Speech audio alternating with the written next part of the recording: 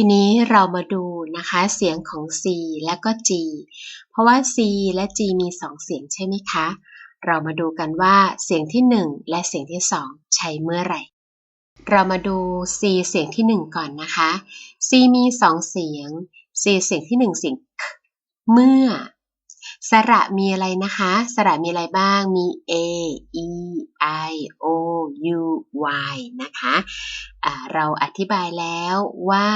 ทำไมที่นี่เราถึงสอน Y เป็นสระใช่ไหมคะโอเคค่ะ C จะเป็นเสียง k เมื่อ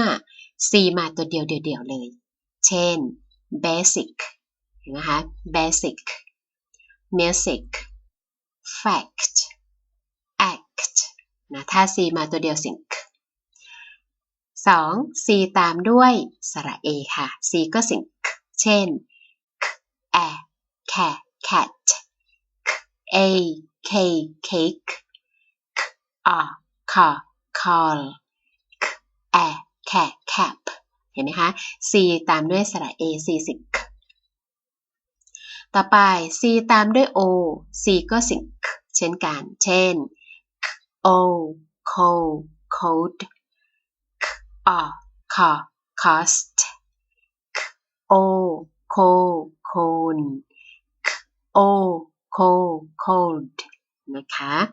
ต่อไป C ตามด้วย U ค่ะ C ก็เสียง k เช่น curve u cute cup cat นะคะต่อไป C ตามด้วยพยัญชนะ C ก็เสียง k เช่น clock I cry cross นะคะก็คือถ้า C มาตัวเดียว C ตามด้วยสระ A สระ O สระ U และ C ตามด้วยพยัญชนะ C เสียง k ต่อไป C เสียงที่2เสียง s เมื่อ C ตามด้วยสระ E สระ I และสระ Y ค่ะ CE เช่น sell I เสียง I C ตามด้วย E C เสียง S อ่านว่า ice F เสียง A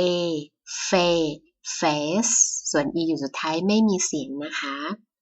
ต่อไป CI เช่น T อ่านว่า city คำต่อไปค่ะ accident อ่านว่า accident คำสุดท้ายค่ะ sight ที่เสียง t นะคะ C ตามด้วย Y C ก็เสียง s เช่น st อ่านว่า cyst คำต่อไปค่ะ policy C ตามด้วย Y C เสียง s ต่อไปค่ะ cycle นะคะ C ตามด้วย Y C ก็เสียง s เช่นกันค่ะ CE CI CY C เป็นเสียงที่2เสียง s ต่อไปค่ะ G ก็มี2เสียงเช่นกันใช่ไหมคะ G เสียงที่1เสียง g เมื่อ G มาตัวเดียวเมื่อ G มากับสระ A สระ O สระ U และ G ตามด้วยพยัญชนะค่ะทำนองเดียวกันกับ C ใช่ไหมคะโอเค G มาตัวเดียวเช่น dog bag leg นะคะ G เสียง g ต่อไป GA เช่น gas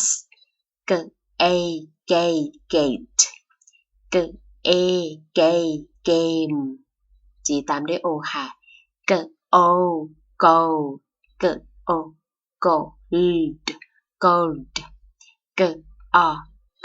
god G ตามด้วย U ค่ะ กันก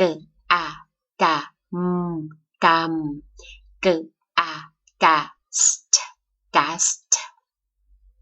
G ตามด้วยพยัญชนะค่ะ gray D เสียง D grade E อยู่สุดท้ายไม่ออกเสียงนะคะ grape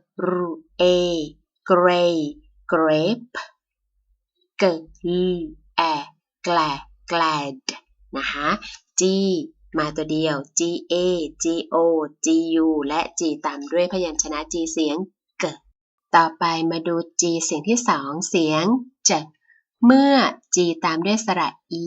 สระ I และสระ Y ค่ะเช่น GE เช่น P เสียง P A เสียง A P A pay page นะ E ไม่มีเสียงเจ A J L gel A เสียง A G เสียงเจอ่านว่า age ต่อไป GI นะคะเช่น GI giant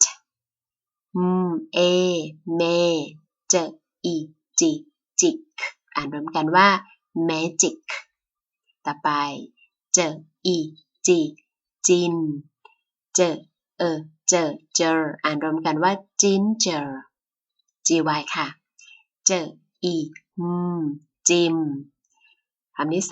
2 E ตัวแรกเสียง E นะคะ G ตามด้วย Y G เสียง E